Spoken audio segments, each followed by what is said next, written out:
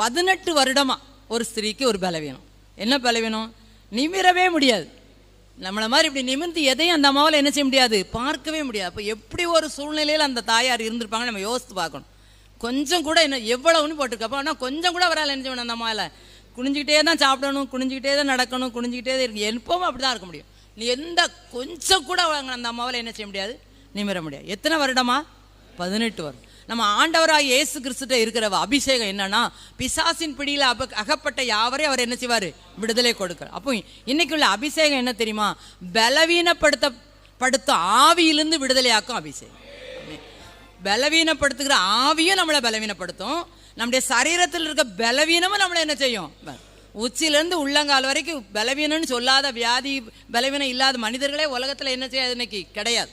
விதவிதமான பெயர் சொல்ல முடியாத, சொல்லவே தெரியாத வியாதிகள்லாம் இன்னைக்கு என்ன செஞ்சுட்டு இருக்கு, மக்களுக்கு வந்துகிட்டு இருக்கு.